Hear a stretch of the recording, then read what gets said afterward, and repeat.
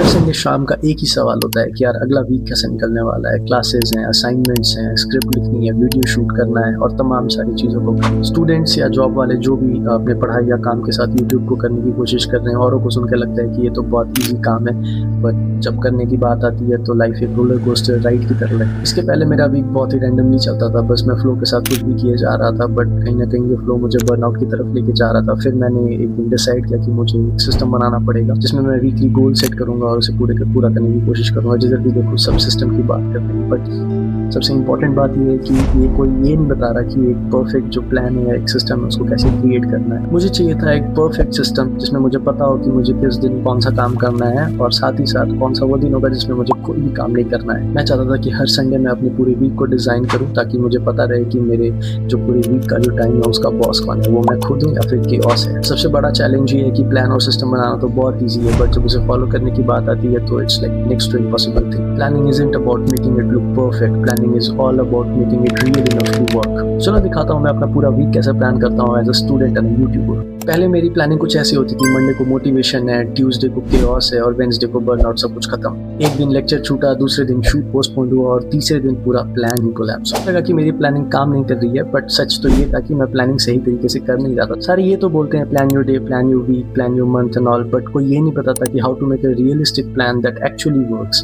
मैं सिर्फ टास्क लिख रहा था, प्रायोरिटी नहीं। मैं सिर्फ टाइम ब्लॉक कर रहा था पर एनर्जी को ब्लॉक नहीं कर पा रहा था। प्लानिंग बिना प्रायोरिटीज के सिर्फ और सिर्फ एक इल्यूजन है और मैंने उस इल्यूजन में अपना काफी समय बर्बाद किया। संडे मैंने अपनी जर्नल वाली नोटबुक उठाई और अपने प्लानिंग के अप्रोच को ही रीसेट कर दिया।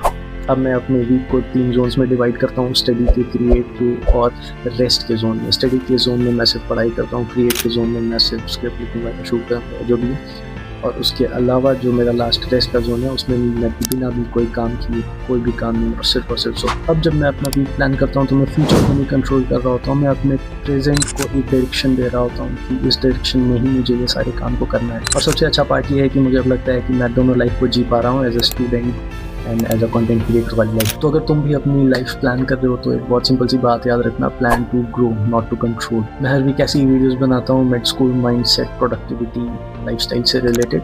तो सब्सक्राइब करो अगर तुम भी अपना केओस जो है वो थोड़ा बहुत ऑर्गेनाइज करना चाहते। देखो केओस तो रहेगा लाइफ में, no one can deny, but वो एक ऑर्गेनाइज्ड फॉर्म में रहे तो वो ज़्यादा प्रेडिक्टेबल होता है और इजी टू हैंडल होता है। This is Shubham from medico on, of with one plan at a time.